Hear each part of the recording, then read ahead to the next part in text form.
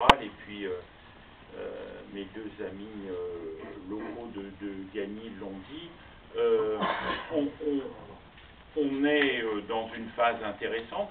Il va y avoir des élections municipales, et ces élections municipales, c'est le temps de la présentation, de la préparation d'un programme qui sera soumis et sur lequel chacune et chacun sera amené à donner son avis en votant. Et en même temps, avant de faire ce programme, eh bien, il y a des temps d'échange et de rencontres. Et donc avec Elisabeth, que je connais aussi très bien, nous sommes à disposition pour donner des éclairages différents. Bien sûr, Elisabeth qui siège à l'Assemblée nationale, et puis moi qui peux l'avoir dans le rôle de parlementaire. Je suis au Sénat.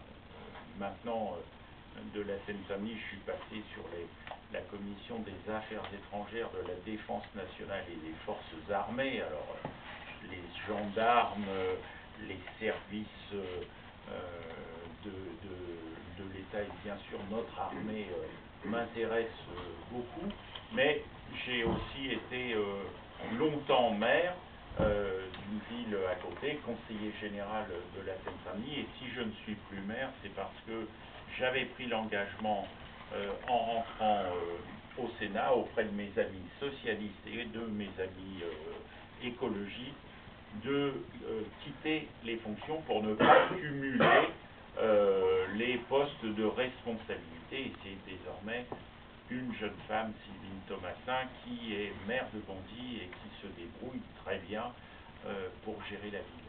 Alors, là aussi, moi j'ai ma petite expérience. Je vais essayer de faire court parce que peut-être vous aurez des questions, mais d'abord, la sécurité, on ne peut pas faire comme si ça n'existait pas que d'avoir la tranquillité publique en charge de notre travail local.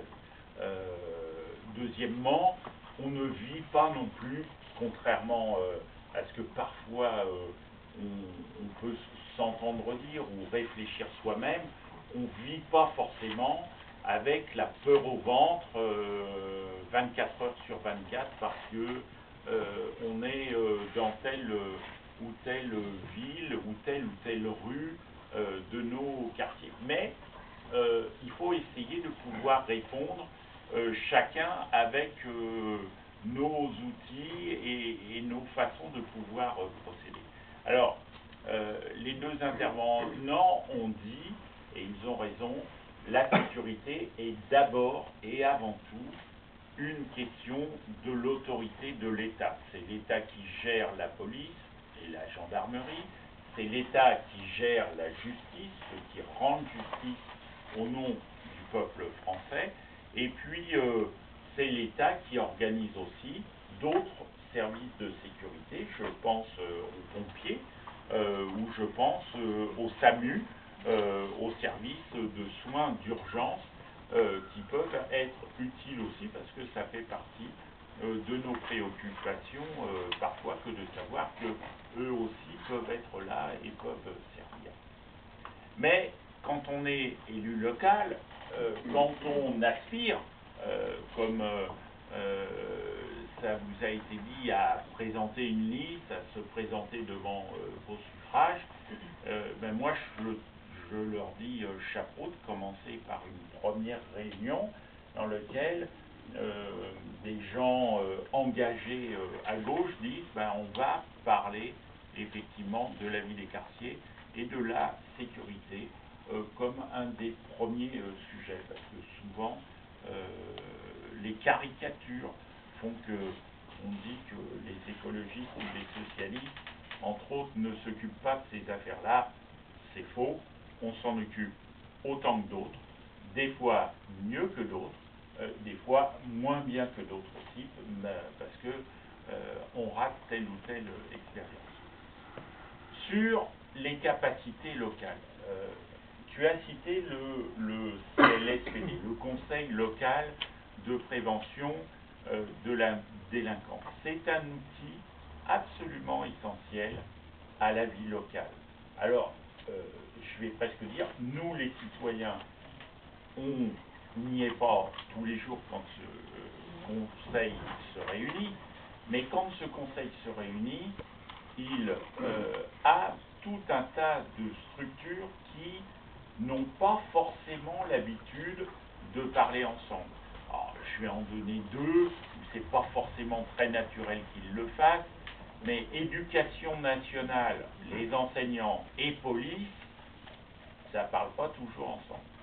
Assistantes sociales qui ont un droit de réserve quand elles s'occupent je dis assistantes sociales, c'est plus souvent des femmes, mais les assistants sociaux, quand ils s'occupent de gens qui sont des cas d'extrême précarité, ils n'ont pas envie de dire, bah tiens, on va venir parler de la famille Roger, parce que cela, c'est un cas dans le quartier, puis d'étaler le cas. Or, au Conseil, on peut arriver à mettre la confiance de la tranquillité de l'espace si clos, que chacun puisse exprimer des cas, pas forcément en donnant les noms, mais suffisamment précis pour que police, enseignants, assistants sociaux puissent comprendre comment, dans un quartier ou auprès d'une école ou auprès d'une gare, il faut essayer de travailler ensemble. La deuxième chose qui est vraie, c'est qu'une commune, désormais, Aurélien, tu l'as dit, elle peut intervenir dans le champ de la sécurité.